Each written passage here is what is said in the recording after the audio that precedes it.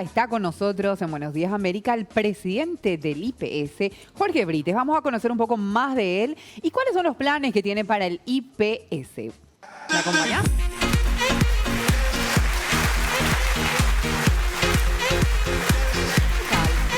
¿Cómo estás? Un gusto.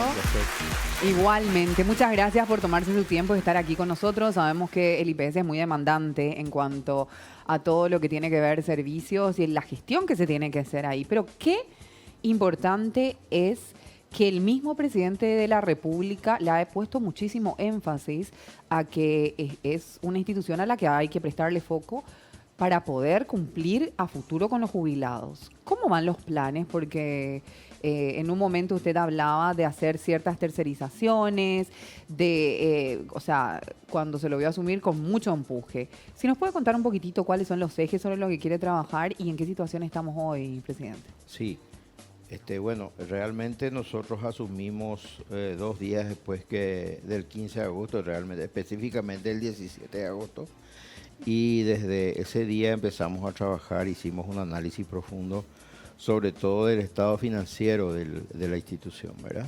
Encontramos muchas desprolijidades, realmente con deudas muy importantes, y empezamos a trabajar en ese sentido. Hicimos varias denuncias a la Fiscalía por la situación en que encontramos específicamente. Y hoy estamos enmarcados en un proyecto. Nos costó mucho hacer las licitaciones de medicamentos e insumos. Tardaron casi 9 meses. Hoy hicimos 28 licitaciones de medicamentos e insumos. Que probablemente en estos días ya vamos a completar el stock que estaba faltando, ¿verdad? Lo que mucho reclama la gente es la falta de medicamentos, eso por la burocracia que eso lleva, el volumen que maneja IPS en cuanto al costo, en cuanto a la cantidad de productos, ¿verdad? Entonces eso lleva su tiempo, ¿verdad? Hay que tener en cuenta también que IPS administra los oncológicos y los medicamentos para enfermedades muy complejas, ¿verdad? Que se usa aproximadamente el 60% del presupuesto de medicamentos en esa línea de medicamentos, ¿verdad? Entonces hay que administrar con el 40%, tenemos que administrar el resto, ¿verdad? Los medicamentos de alta rotación, que también son muy importantes y que si no existe en las farmacias, por supuesto, la gente se siente muy afectada, ¿verdad? Bueno, pero el IPS tiene que reconocer usted, ¿verdad? Que se ha ganado como una reputación de ser un seguro muy alto y que no le provee a todas las personas lo que piden, por ejemplo, los medicamentos más baratos. Pero sin embargo, aquellas situaciones más complejas solamente tiene cobertura el IPS, no tiene otro seguro en el país. Eso mismo. A pesar de la situación que nosotros nos encontramos, IPS soluciona los problemas importantes a la gente. ¿Qué es lo que pasa? Realmente a lo mejor tenemos problemas en el agendamiento, en el volumen. De repente sobrepasa la capacidad, ¿verdad? IPS prácticamente tiene contratado todos los profesionales que existen en el país. Y existen enfermedades muy demandantes, como el caso de enfermedades cardíacas, enfermedades neurológicas. Y entonces la demanda es mucho mayor que la oferta. Ahí está el problema. Entonces por ahí viene la queja de la gente, ¿verdad? Pero resulta ser que buscamos en el ambiente médico y ya no encontramos gente a quien contratar. Igual que las terapias, es un problema tremendo. Nosotros podemos construir en todo el país, cada departamento quiere su terapia intensiva, pero no hay recursos humanos para contratar. No hay intensivistas, dice usted. No hay la cantidad suficiente. La mayoría se concentra en Asunción y Central, ¿verdad? Entonces, todas esas cuestiones hacen de que se nos dificulte prestar un buen servicio. A pesar de todo eso, yo creo que IPS es el mejor seguro para los casos críticos, ¿verdad? No tiene límite de estadía en terapia, ofrece toda la línea de estudios, ¿verdad? Uno puede estar 2 o 3 meses internado sin pagar un solo guaraní.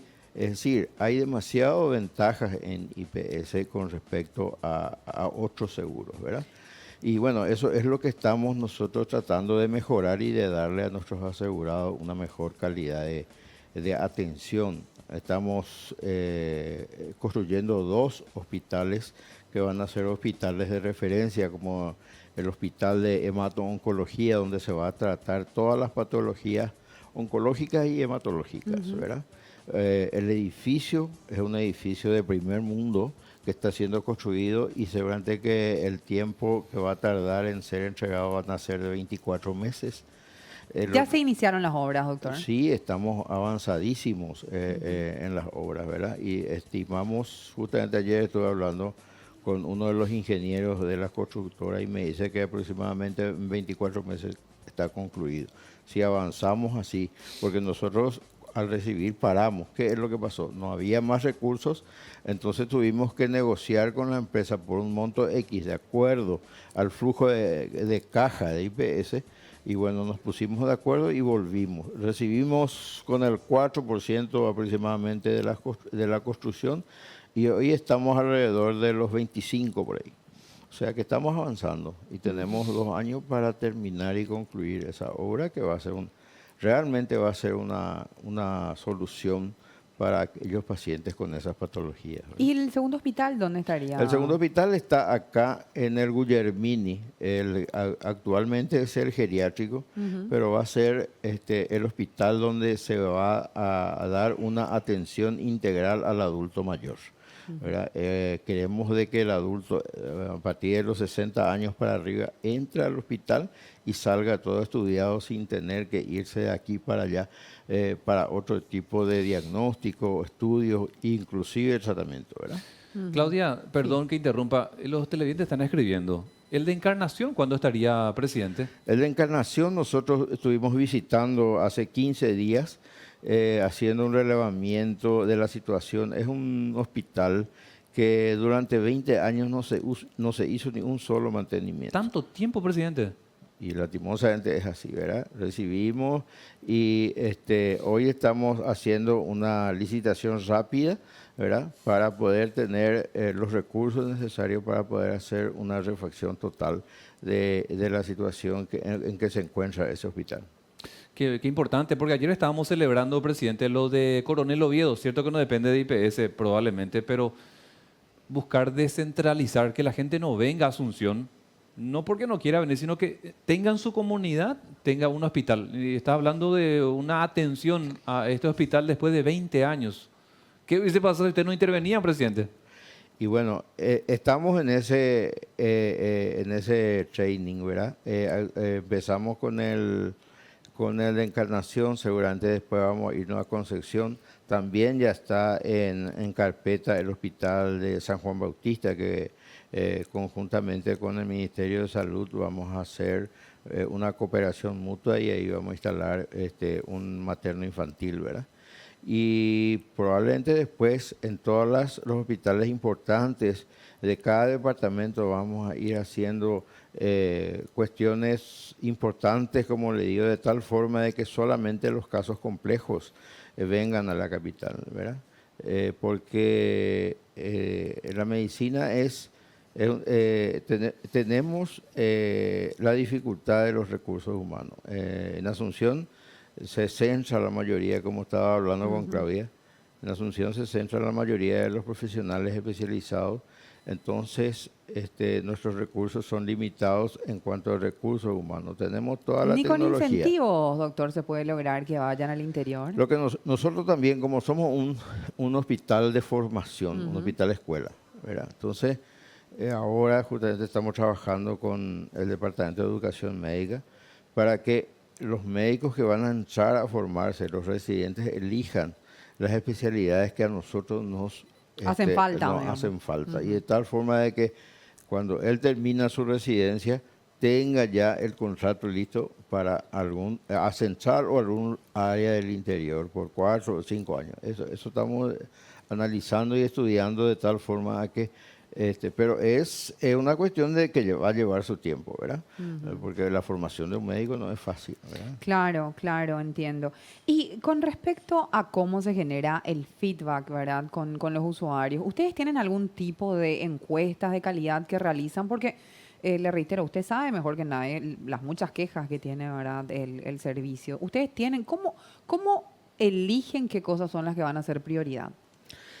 Y bueno, nosotros tenemos un departamento, ¿verdad?, de análisis de la situación, recibimos quejas, también utilizamos los medios para evaluar las encuestas que estamos haciendo, pero realmente en IPS todo es necesario, todo es urgente, ¿verdad? Si uno se pone a analizar la cuestión del call center, es un problema tremendo. Sí. Estamos buscando diferentes alternativas. Ya hicimos el turno de la noche, ¿verdad?, para tratar de paliar eso. Aparte del equipo informático que sí todavía estamos en deuda, ¿verdad? Todavía no estamos. Todavía no se pudiendo. tercerizó eso. Todavía, Todo el área call center sigue tercerizado, siendo IPS. sigue de siendo IPS. IPS, sí, sigue siendo nuestros funcionarios los que atienden. Como te digo, realmente hay muchos problemas, no solamente en la atención, sino en la oferta que podamos dar a nuestros Presidente, asegurados. ¿y qué novedades podría haber este año con relación al call center? Sí, yo creo que estamos cerrando con con el Ministerio ¿cómo es que se llama? ¿MITIC? Con el MITIC. Estamos cerrando algunas cuestiones porque ellos están trabajando directamente con nosotros en esa área y probablemente en 2 o 3 meses más vamos a tener novedades que no quiero pecar de irresponsable porque todavía no tenemos la certeza. En 2 a 3 meses habría novedades con relación al call Sí. center. Mientras tanto nosotros estamos trabajando, ahora abrimos el turno de la tarde, ¿verdad? El turno de los sábados a la tarde. Sí. Y ¿En qué tarde y horarios noche, atiende, doctor? de 18, ahora vamos a atender en 2 turnos los sábados de tarde en el mismo lugar, como ahí tenemos el espacio libre, que es el lugar en donde se hacen los consultorios, y los consultorios se hacen hasta la 1 de la tarde de los días. A partir de ahí, turnos que van a ser para favorecer y agilizar. Aquellas personas que durante la semana trabajan, llegan muy Así tarde y mismo, no pueden. pero sí. sobre todo esas especialidades que tienen una demanda muy importante, ¿verdad?, y que tienen un largo tiempo de ¿Cuáles espera. serían esas? Cardiología, reumatología, endocrinología, son 5 o 6 patologías que estamos a ver. Y después vamos a ir como un plan piloto ahora y después vamos a ir viendo si es que podemos ofrecer más turnos. Bueno, y una consulta ahora sobre el tema de la jubilación más específicamente. Este nuevo sistema de jubilación que se implementó, donde el promedio de los últimos años se ha elevado, ¿es la salvación al IPS? Esta gente que dice el IPS ya no va más, va a quebrar. No, nosotros fíjese que el sistema de jubilación todavía está intacto. Eso es lo que no queremos que pase.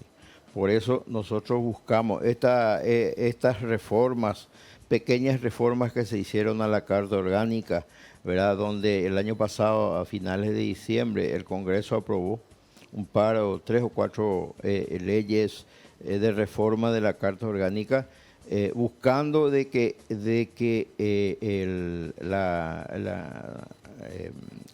la caja de jubilaciones no sea afectada, ¿verdad?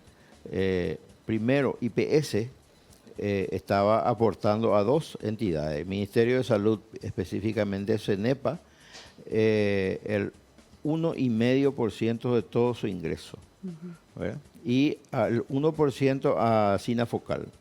Eso conseguimos de que en forma proporcional se vaya quedando en la institución, porque es un aporte genuino de los asegurados, ¿verdad?, que el IPS en aquella época estaba aportando a otras entidades, ¿verdad? Y hoy, como la situación financiera del IPS estaba un poco, sobre todo en el área de salud, estaba bastante afectada. Entonces, ese fue uno de los pedidos que hicimos los parlamentarios para que se quede en la institución. Y en 5 años, en forma progresiva, vamos a ir consiguiendo. Pero con estas medidas, ¿usted cree que se salva la caja No. de jubilación? ¿Qué más habría que hacer, Yo doctor? creo que nuestra Carta Orgánica es del año 43. Ujú. En esa época, la parte médica se ofrecía, qué sé yo, una radiografía, ¿verdad? Como método auxiliar. Hoy tenemos radiografía, resonancia magnética, estudios y insumos y también equipos médicos de mucho costo. Entonces, con el mismo presupuesto.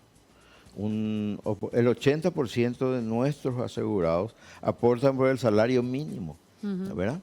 Entonces, que con 300.000 guaraníes que ingresa al área de salud, el IPS tiene que dar todos los servicios al aportante, a su cónyuge, a sus hijos menores de 18 años y a sus padres mayores de 60. ¿Verdad? Y prácticamente se le da todo, a excepción de algunos. El seguro familiar, seguramente creo que tiene algunas prótesis no le cubre, ¿verdad? Pero después prácticamente todo. Entonces, con ese aporte no es suficiente para cubrir todos los gastos. Y aparte de eso, por eso nosotros solicitamos esa ley, que en vez de que el cálculo de la jubilación sean de los últimos 3 años de aporte, sean de los últimos 10. ¿Por qué? Porque la gente aporta por el salario mínimo hasta 3 años antes. Lo cual es bueno, es transparentar nada más algo que va a Claro, hacer transparentar, sincerar y que también el IPS reciba un Lo que ingreso tiene que acorde recibir. a lo que tiene que recibir. Presidente, Ok. una última de mi parte. Se habla de unos 26.000 reposos pendientes de cobro en IPS. ¿Qué va a pasar con el beneficiario si no lo retira? Bueno, en este momento en el banco de fomento están esos reposos a cobrar. Nosotros estamos haciendo comunicaciones periódicas. Va a llegar un momento en que vamos a decir, bueno, un cierto tiempo prudencial Se recaptura el fondo. tiene que volver a la caja de jubilaciones, que es de donde sale. Todo lo que entra a IPS es para jubilaciones. Porque el Fondo de Salud tiene su propio presupuesto y es un fondo de gastos. Pero el 54% del aporte de los funcionarios va a salud y eso no se toca, eso es sagrado. Lo que sí nosotros tenemos que hacer es buscar alternativas de inversión para poder aumentar nuestro fondo de la caja jubilatoria. Bueno, y finalmente yo sola quiero hacerle esta pregunta. ¿Verdad? Se habla de que había un déficit en lo que tenía que ver con el capital operativo, ¿verdad?, del IPS, y que los fondos de jubilación estaban siendo destinados. ¿Esos fondos de jubilaciones están habilitados para ser utilizados en lo que sería como el día a día de la gestión? No. Según la Carta Orgánica, el fondo jubilatorio es intocable. Nosotros sí, por déficit momentáneo, por algunas malas gestiones que se han hecho en otras épocas, hoy Se llegó a tocar, doctor. Estamos recurriendo a las utilidades que reportan las inversiones que el IPS está haciendo, ¿verdad? Tuvimos que utilizar por el déficit, pero hasta ahora se utilizó más o menos un 40% del fondo de utilidades que el IPS invierte en CA, invierte en bonos. Un 40% usted dice de las ganancias, un 40% de los fondos. De las ganancias, Ajá. de las ganancias. Y eso es lo que queremos revertir con estas medidas que estamos tomando, ¿verdad? Ok. De tal forma de que eso no se toque y que sea un motivo para ir aumentando el volumen de nuestro... ¿Y cómo podemos hacer que independientemente que estén en la ley, eso esté blindado realmente? Porque si ya estaba en la ley, igual de todas maneras se tocó. Ese es el miedo que le da un poquito al asegurado, doctor. Sí, bueno, el fondo de jubilación. No, el fondo de reserva. De reserva no se toca. Eso sigue intacto. Los 2.400 millones y más que tenemos dentro del mercado financiero, eso es intocable. Lo que sí se utilizó fue el fondo de como ganancia, sería, es decir, las utilidades de la inversión, ¿verdad? Eso podemos hacerlo, ¿verdad? Pero no es conveniente porque a la larga vamos a tener que recurrir a los fondos, que eso sí está blindado, no se puede, ¿verdad? Entonces, lo que buscamos son las alternativas y la reforma de la Carta Orgánica tiene que ser una reforma profunda. Tiene que sentarse a discutir todos los actores, ¿verdad? Los jubilados, trabajadores, empresas, gobierno, es decir, todos, y llegar a porque si no, a la larga, seguramente que yo calculo que en este momento el IPS tiene todavía 50 años de vida útil así como está, pero nosotros tenemos que mirar mucho más adelante. Claro. Le agradezco mucho que haya venido a compartir con nosotros hoy, doctor Jorge Brites, presente aquí, presidente del IPS. Muchas gracias. Gracias a ustedes. Bueno, tenemos que ir a una pausa, pero en breve retornamos con mucho más. Esto es Buenos Días, América.